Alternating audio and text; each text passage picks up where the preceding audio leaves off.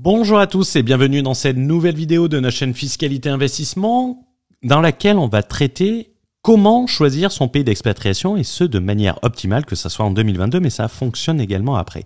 Là, il y a quelques semaines, nous avions fait une vidéo sur le tutoriel de l'expatriation. On te mettra le lien en haut à droite. N'hésite pas à la regarder. Cette vidéo vient en complément de cette précédente vidéo. N'oublie pas de t'abonner à la chaîne pour recevoir que ce soit du contenu exclusif. N'hésite pas également à commenter si tu as la moindre question, je répondrai à l'ensemble des commentaires et mettre un petit pouce pour le référencement pour soutenir la chaîne. Également, avant de commencer, une annonce importante. En avril, nous n'avons pas fait de conférence en ligne sur l'expatriation et notamment parce que j'étais très occupé par la refonte totale du Borderless Entrepreneur. Je commence à voir la fin du tunnel, mais nous allons le rattraper le dimanche 1er mai. Je ne sais pas si la date est optimale ou non, mais on va traiter ce sujet plus en profondeur grâce notamment au format de la conférence en ligne 40 à 60 minutes et notamment aux questions-réponses. Donc, n'hésite pas à t'inscrire, c'est entièrement gratuit. Le lien se trouve dans la bio et je te donne rendez-vous le dimanche 1er mai. Donc, de quoi allons-nous parler dans cette vidéo? Ce que nous allons voir dans cette vidéo, qui est complémentaire à la première vidéo que nous avions faite, c'est voir les différents mécanismes pour choisir au mieux sa juridiction pour s'expatrier. En effet, l'impôt est souvent mis en position 1 lors du choix d'expatriation sans forcément considérer d'autres éléments qui vont être tout aussi importants, pas uniquement lors de l'expatriation, c'est-à-dire d'un moment instantané, mais principalement pour la suite et sur une vision long terme. Et d'un point de vue business, on peut également parler de la mobilité qui va pouvoir varier énormément d'une juridiction à l'autre, et on va voir ce qui fait varier cette mobilité. On pourra également parler de votre centre de loisirs, peut déterminer en quelque sorte votre centre opérationnel, c'est là où vous allez avoir votre résidence, votre business, vos comptes bancaires, et de là que vous allez piloter vos investissements et tout le temps les différencier. Un centre de loisirs peut déterminer un centre opérationnel et on finira par le fait que vous n'avez pas forcément besoin d'être résident du pays où vous aimez passer du temps, c'est-à-dire vous établir dans ce pays et ce avec différents exemples. Donc pour commencer, l'impôt, une composante, mais en réalité pas l'unique composante d'une expatriation. En effet, l'impôt va être souvent mis en première position, en pole position, lors du choix d'une expatriation, sans forcément, à tort ou à raison, considérer d'autres éléments tout aussi importants d'un point de vue business.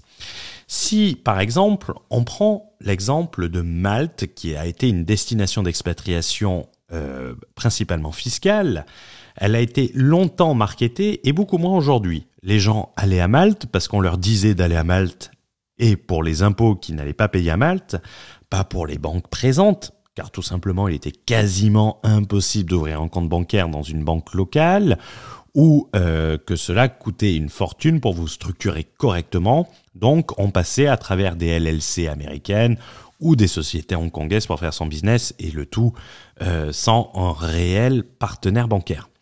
Quand ces personnes, elles ont quitté Malte, pas de bilan, pas d'historique bancaire, si ce n'est sur TransferWise ou N26, donc autant dire pas d'historique bancaire, pas de société locale, et même s'ils avaient eu des sociétés locales, dans le cas où ils se sont expatriés, ils ont dû les fermer, ils ont quitté Malte, et grosso modo, ils ont recommencé d'un point de vue entrepreneurial de zéro, notamment du point de vue bancaire, et ce, dans d'autres pays, même si le chiffre d'affaires leur donnait la sensation de ne pas reprendre à zéro. Si on prend l'exemple de l'Estonie, c'est un peu la même chose. Un marketing autour du 0%, assez trompeur, hein, on va pas se mentir, puisque en réalité, vous n'êtes à 0% que si vous laissez tout dans votre société, que vous ne versez pas de salaire, que vous ne versez pas de dividendes et que vous laissez tout dans la société. En France également, si votre société ne vous paye zéro salaire, zéro dividende, vous allez être à 0% d'impôt à titre personnel. Mais on oublie de dire que vous avez 20% sur les sociétés lorsque ces sommes sont mises en distribution. On oublie de vous dire qu'il y a 35% de charges sociales lorsque vous versez un salaire ou qu'on considère que c'est un versement de salaire déguisé, c'est-à-dire lorsque vous payez qu'en dividende, qu'il y a un impôt sur le revenu de 20% sur ce même salaire. C'est faible et avantageux, on va pas se mentir, mais ce n'est pas non plus le 0% marketing non plus. ou peut-être un 0% avec une petite astérix comme dans les contrats d'assurance où on vous explique, oui, 0% d'impôt si vous ne versez aucun salaire, si vous n'avez pas besoin d'argent, que vous laissez tout dans votre société. C'est un peu comme si on vous disait 0% d'impôt en France si vous gagnez 0. Il faudrait mettre la petite astérix qui change beaucoup de choses. Et d'un point de vue technique, si tu quittes l'Estonie, ta société en Estonie ne peut pas être transformée puisqu'il n'y a pas de régime dédié. Donc en gros, tu vas partir dans un autre pays en repartant de zéro si tu déménages. Et même si contrairement à Malte, et il faut le reconnaître, tu peux avoir facilement des comptes dans des vraies banques locales, que ce soit SEB, que ce soit LHV, LHV étant la plus rapide. Mais lorsque tu vas partir, ces avantages ils vont partir avec. Donc tu vas reprendre à zéro. Si tu regardes en réalité au-delà de l'impôt, que tu regardes notamment les outils de structuration, l'expertise, si tu t'expatries dans une juridiction et que tu souhaites en partir ensuite, qu'est-ce qui va se passer? Tu vas pouvoir transformer dans certaines juridictions ta société en société holding, c'est ce que j'appelle la fameuse holding mobile dans une vidéo, je te mettrai le lien également en haut à droite. Et tu vas même multiplier les avantages même si tu décides de changer de pays. Mais au-delà de ça, ça va surtout te permettre de changer de pays et ce, facilement et rapidement. Donc, on peut dire que les impôts, c'est bien, mais les autres outils vont t'enrichir beaucoup plus que ta simple économie d'impôts. On reviendra sur ce point à la fin. C'est un peu comme si tu choisis une voiture uniquement en regardant la consommation. Tu te dis, ouais, je veux plus payer beaucoup d'essence, donc tu vas payer une voiture 20 000 € de plus pour te faire économiser 3 000 € par an. En réalité, si tu prends l'ensemble des éléments, oui, tu vas te rendre compte que c'est pas trop rentable. Il faut comprendre, également pour l'expatriation, il faut prendre l'ensemble des éléments et surtout penser à long terme. Pour reprendre l'exemple de la voiture, si tu vas faire 50 km pour payer ton essence 5 centimes moins cher, c'est pas très rentable et c'est complètement con également. Il faut pas raisonner dans un esprit instantané, dans l'immédiat. D'ailleurs, à la fin de cette vidéo, je vais encore utiliser un comparatif avec une voiture pour l'illustrer. Et il faut également se souvenir d'une chose, c'est que vous êtes, du moins la vaste majorité des personnes qui sont abonnées à notre chaîne et qui regardent nos vidéos, vous êtes des entrepreneurs. Des entrepreneurs qui vous nourrissez aux opportunités, où votre carburant, c'est les opportunités. Vous carburez aux opportunités d'investissement, aux opportunités de développement. Un paradis fiscal, il faut toujours s'en souvenir, n'est pas forcément un paradis pour entrepreneurs. Et encore moins sur Internet. Si on prend un exemple, il faut le considérer banque, administratif et mentalité. La principauté d'Andorre coche toutes les cases du paradis fiscal. Faible fiscalité, que ça soit personnel ou professionnel, mais en réalité, c'est un paradis fiscal pour investisseurs, pour rentiers, mais ce n'est pas un paradis fiscal pour entrepreneurs. Les États-Unis, à l'opposé, sont un paradis entrepreneurial, mais pas forcément un paradis fiscal. Rappelez-vous, Elon Musk a été obligé de vendre 10% de ses actions Tesla juste pour payer ses taxes aux États-Unis. Donc, toujours faire la distinction, paradis fiscal pour entrepreneurs et paradis fiscal pour rentiers qui n'ont besoin de rien et qui vivent de rente. On a parlé d'outils de structuration et de mobilité. Et on va voir que la mobilité dépend énormément de la juridiction, car les outils de structuration dont nous avons parlé vont en réalité affecter ta mobilité. Et un entrepreneur, quoi qu'on dise, il doit être mobile pour saisir les opportunités. Et surtout pour être libre, puisque l'entrepreneuriat est une porte à la liberté financière et géographique. Il faut toujours penser à la deuxième étape, penser au coup d'avance et pas réagir coup après coup. Ce n'est pas une logique d'entrepreneur. Mais surtout, au-delà de ça, cela va te permettre de ne jamais te poser la question « et si demain j'ai envie de me barrer de ce trou, comment je fais ?» Car oui, quand tu vas t'expatrier dans un pays, faut se demander si tu comptes y rester toute ta vie. Fonder ta famille, passer les 65 prochaines années. Et si la réponse à cette question est oui, et que tu en es certain, va vite réserver ta place au cimetière, ta petite concession, comme ça tu feras des économies avant que les prix augmentent. Cela peut te paraître en quelque sorte drôle, mais regarde les personnes expatriées. Est-ce qu'elles sont toujours dans le pays où elles sont parties? Est-ce que la vaste majorité qui avait quitté la France, la Belgique, la Suisse pour Malte, y sont-ils toujours? Ou ont-ils choisi une nouvelle destination? Sont-ils partis à Dubaï, en Hongrie notamment? Certains ne sont-ils pas revenus en France, tout simplement, ou en Belgique, qui s'étaient expatriés après avoir capitalisé à l'étranger? Est-ce qu'ils ne sont pas revenus dans leur pays d'origine? En réalité, on a des exemples concrets dans le programme. Donc, effectivement, ça arrive. En choisissant mal un pays, tu vas en quelque sorte ralentir ton développement. J'ai pris l'exemple du système bancaire maltais. On peut également, après avoir pris l'exemple de la principauté d'Andorre, parler du système bancaire andorran qui rime avec merdique. Il sera plus difficile de quitter en quelque sorte le pays qu'on peut le penser. C'est-à-dire que c'est très facile de s'y établir, mais une fois que tu as une société, c'est pas une micro-entreprise. Le fait de liquider une entreprise qui tourne, c'est pas aussi simple que liquider une micro-entreprise quand tu as commencé en France. Et si tu pars et que tu as acheté notamment des choses sur ta société, ou même conduit des investissements à travers cette société, ben, tu vas te retrouver bloqué.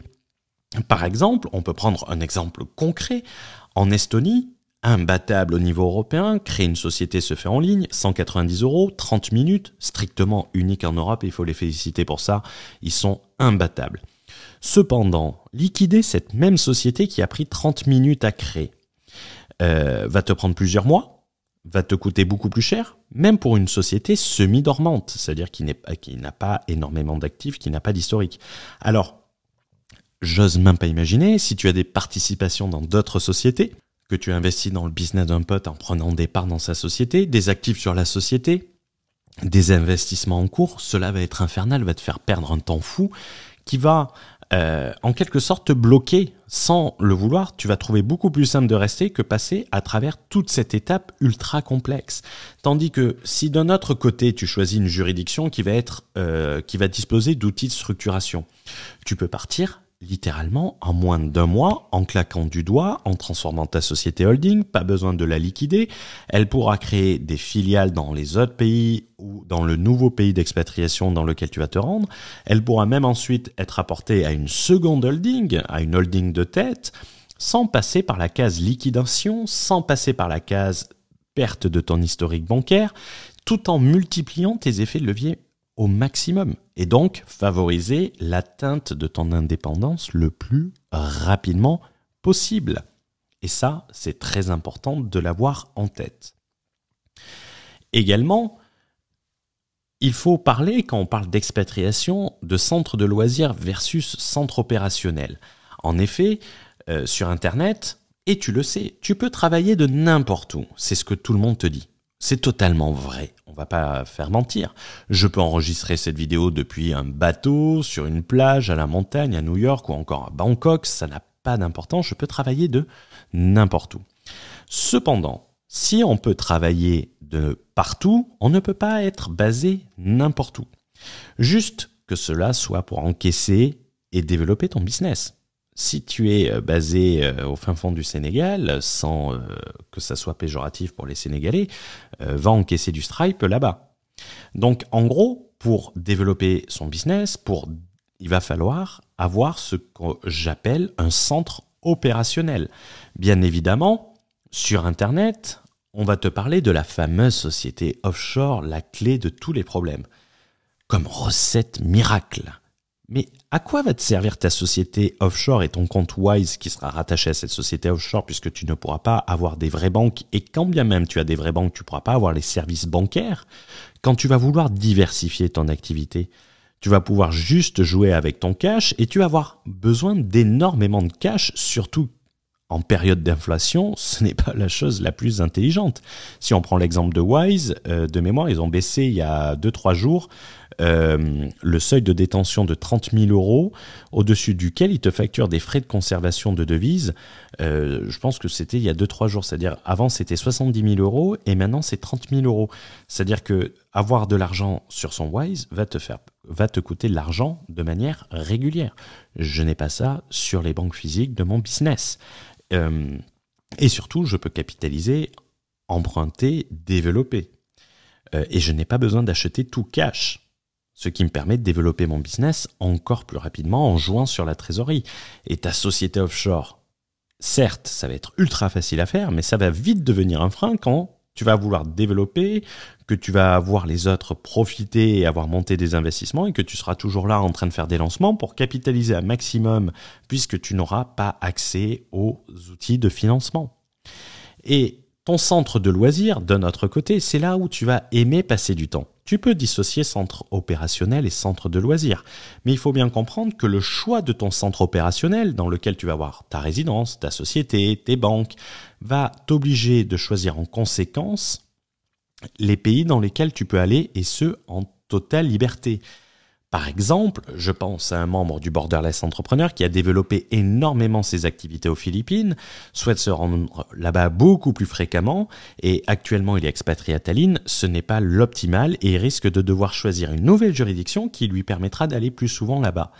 En le sachant dès le début, il aurait peut-être choisi une autre juridiction dans laquelle il aurait payé un peu plus d'impôts, certes, mais par contre qui lui aurait permis d'aller là où il a énormément d'activités et là où il a la plus grosse croissance de son activité de manière optimale sans se soucier une seule seconde. C'est ça qu'il faut comprendre. Beaucoup aiment partir également en Indonésie, à Bali.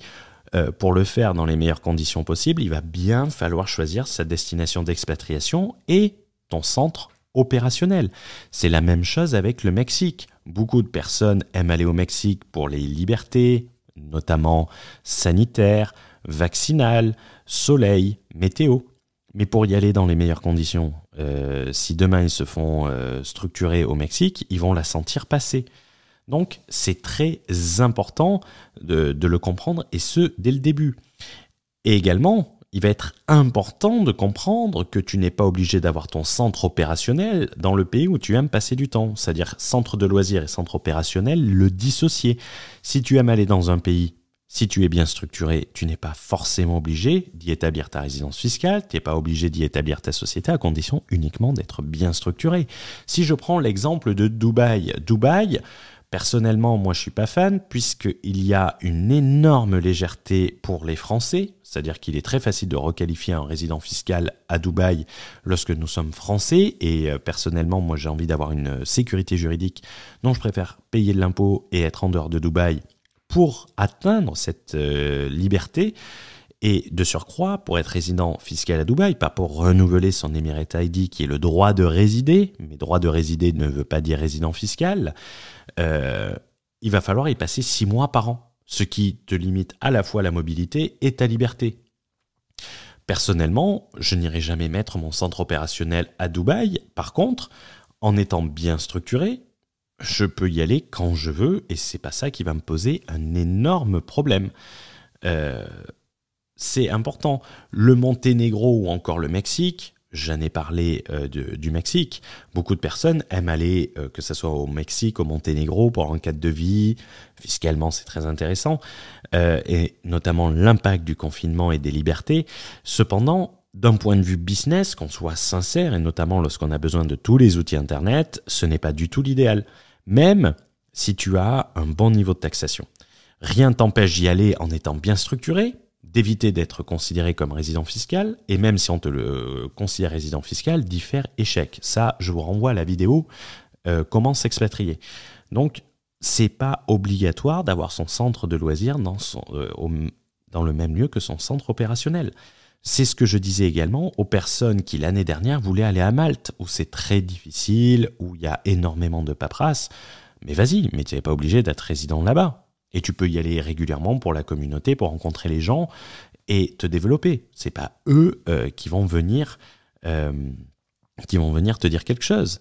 Il faut en réalité voir ce qui va te permettre de développer ton business, tes investissements, et ce, de la manière la plus rapide possible, et de te structurer en conséquence. En guise de conclusion, car il n'est de si bonne compagnie qui ne se quitte, faire le comparatif d'impôts, oui, mais le faire avec le manque à gagner de l'autre côté, le manque les pertes d'opportunités. Si tu économises 20 000 euros d'impôts par an, mais que cela t'empêche d'en gagner 50 000, c'est assez con. Sauf si tu as une aversion à l'impôt et que tu es libertarien, je ne sais pas si c'est le bon terme d'ailleurs, et que ton objectif est de payer le minimum d'impôts. Mais les entrepreneurs, c'est de gagner le maximum, du moins de mon côté. Que ça soit en termes de levier, que ça soit en termes d'opportunités, de compétences ou même de réseau. On peut prendre un exemple franco-français. En France, se payer qu'en dividende est fiscalement beaucoup plus avantageux que se verser des salaires, notamment sur la SASU. Cependant, pour emprunter et développer un patrimoine, ce n'est pas du tout l'idéal. Donc effectivement, tu vas avoir un avantage fiscal, mais de l'autre côté, tu vas pas pouvoir utiliser le levier du crédit et utiliser tous les avantages. Donc c'est un excellent exemple. Tu vas favoriser uniquement le fiscal tout en défavorisant ton développement à long terme. Comparer l'économie d'impôt, se verser des dividendes, avec le manque à gagner, la perte d'opportunité. Vu que tu te payeras qu'en dividendes, tu ne pourras pas emprunter, tu auras un manque à gagner sur tes investissements immobiliers, sur ce que ça peut te rapporter, cette perte d'opportunité que tu auras. Également, en tant qu'entrepreneur, vous devez prendre en compte de nombreux paramètres, bien plus complexes et plus personnels. Et quand je dis personnel, c'est qui ne vous concerne uniquement. C'est un choix personnel et seul toi es capable de le faire. Tu peux te faire des avis, te faire un a priori et d'essayer de regarder par toi-même ensuite, car souvent les destinations marketing ne sont que du marketing. Je vais d'ailleurs te révéler une anecdote qui s'est passée pas plus tard que cette semaine. J'ai évoqué la juridiction AH1 à une personne qui vivait en Estonie et ce depuis de nombreuses années et qui a fait beaucoup la promotion de l'Estonie et ce je pense depuis 3-4 ans. Quand il est allé dans la juridiction 1, qui a des avantages similaires et qui permettent un développement plus rapide, selon moi, je lui ai demandé son avis. Je lui ai dit, tiens, je suis très curieux que tu me dises ce que tu en as pensé, l'effet que ça t'a fait pour quelqu'un qui vient de Tallinn, de l'Estonie. Il m'a répondu, et je le cite, j'ai réécouté la note vocale avant d'écrire ce passage, super, au top, j'ai beaucoup aimé, c'est vibrant, sa vie. Il y a plus de choses à faire et ma copine a aussi adoré. Donc c'est très important de ne pas comparer uniquement une destination avec la France. Ne pas le comparer comme un consultant McKinsey avec les taux d'imposition et de comparer l'Estonie, un pays de 1 million d'habitants, avec la France de 67 millions d'habitants. Tu vas comparer l'Estonie avec la Lituanie, tu vas comparer l'Estonie avec le Monténégro. C'est des pays qui se comparent, comparer ce qui est comparable. Et je vais te prendre un exemple que j'avais beaucoup aimé et que je trouve très bon en termes de conclusion. C'est l'exemple du journaliste anglo-saxon Jeremy Clarkson, l'animateur de l'ancien Top Gear, qui était une émission de voiture, qui comparait une voiture de chez McLaren à une Ferrari. Et sur le papier, lorsqu'on comparait les deux voitures avec deux colonnes côte à côte, il fallait être con pour acheter la Ferrari. Tout, et strictement tout, était en faveur de la McLaren qui éclatait littéralement la Ferrari partout. Mais dès qu'on parle d'émotion, de plaisir, cette chose qu'on ne peut pas mettre dans une colonne sur un tableur Excel, le résultat devient bien différent. So yes, in every scientific and mathematical way, this is better than a Ferrari 458. It'll even do 30 miles to the gallon. But there's something missing. Something that can't be measured, something you can't really put your finger on. There's no zing. Si tu compares également de la lingerie fine aux sous-vêtements de chez Monoprix en ne regardant que le prix, ça apporte le même résultat, ça a la même utilité. Il faudrait être fou pour acheter de la lingerie fine. Pourtant, c'est beaucoup plus sympa quoi qu'on dise. Et ce plaisir, tu ne peux pas le mettre dans un rapport PricewaterhouseCoopers, Deloitte en tapant niveau des taxes. Et il faut bien retenir que quelquefois, ce qui fera la plus grosse différence, c'est ton sentiment de bien-être, tes plaisirs, les gens, les activités. Cela te rendra beaucoup plus productif que d'être dans un pays où tu n'as rien à faire et dans lequel tu n'es que pour les taxes. Si tu veux aller plus loin, rejoins le Borderless Entrepreneur pour développer ton business, tes investissements et devenir libre à l'international et voir comment on met tout cela en place. Le lien se trouve dans la description. J'espère que tu as aimé cette vidéo. n'hésite pas à la partager, n'hésite pas à mettre un pouce, n'hésite pas à mettre un commentaire, je me y ferai un plaisir d'y répondre. Ciao ciao.